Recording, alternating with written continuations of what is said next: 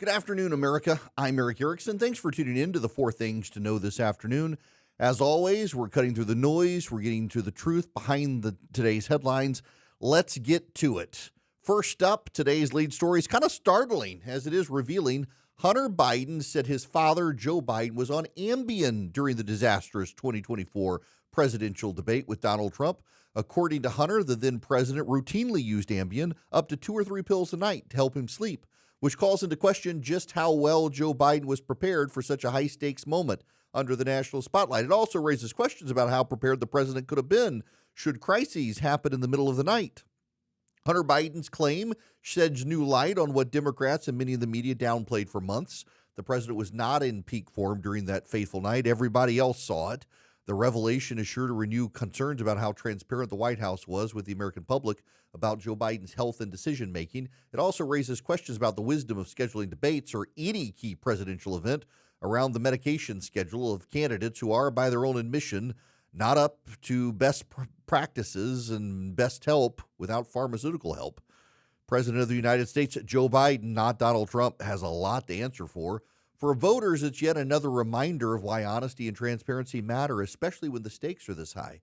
It's extremely wild that Hunter Biden would admit this or go on the tirade, as he did in this interview, against much of the Democratic establishment. He seems to want to take down the whole of the Democratic Party. That's fine with me. Next up, it's been 1 year since Joe Biden shocked the nation by dropping out of the 2024 race. And if you look at the polls, Democrats are still suffering the after effects of Joe Biden's departure from the race. According to the latest data, the party's poll numbers are at what could be rock bottom, with approval ratings for both President Trump and Republicans in Congress near historic lows. The upside for them, though, is how much worse it is for the Democrats. According to CNN, President Trump has an approval rating of about 44%. The Democrats, 28%. Even the Republicans in Congress are at 33%. Democrats have struggled to present a unified, compelling alternative to Trump or to recover from the sense of chaos and drift that gripped the party throughout Biden's final year in office. Infighting continues, with different wings of the party blaming each other for the decline and struggling over what direction to take. Attempts to rebrand or reset have largely failed to connect with voters. Approval among independents is especially weak, and key demographic groups are drifting away towards the GOP.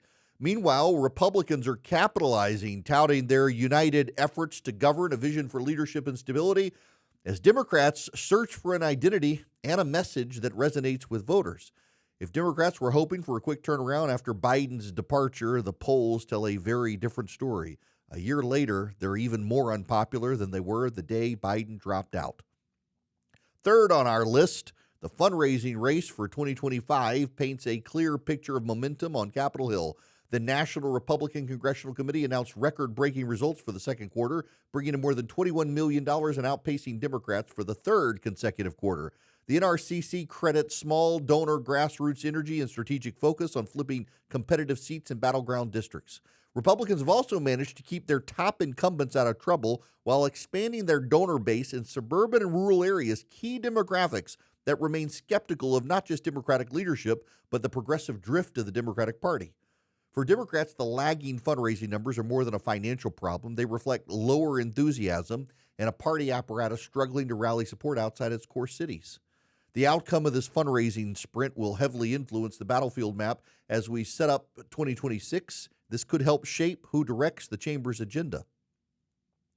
Lastly, we turn to the American economy and what sums up everyday reality behind the economic headlines. Amazon and other retailers are quietly hiking prices on everything from diapers to soap and pantry staples, hitting American consumers right in the wallet. While official numbers show the U.S. economy regaining its swagger with GDP growth, job gains, and consumer confidence edging upward, the day-to-day cost of essential goods keeps rising. Amazon's latest round of increases on household basics come as its profits soar and grocery competition heats up. For consumers, these incremental price bumps add up, especially as wage gains from the past year are absorbed by inflation and higher living expenses due to tariffs.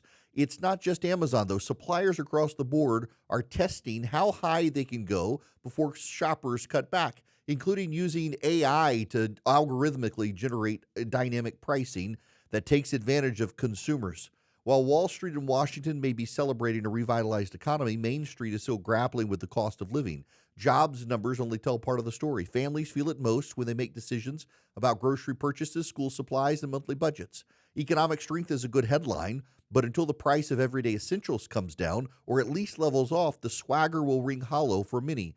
We're in a picture very similar to Joe Biden's tenure in office, where the official data showed a roaring American economy, even as everyday Americans are increasingly frustrated by higher prices and wages not keeping up. 70% of Americans tell CBS News they're frustrated with President Trump not doing more to lower prices. So warning sign for the Republicans, even as their fundraising and polling outperform the Democrats right now. Events can change things. These are the 4 things you need to know this afternoon. Please be sure to subscribe to the podcast and the YouTube channel at EW Erickson on YouTube. It helps us grow the show. I'm Erick Erickson. Until next time, stay informed, stay engaged. As always, please keep the faith.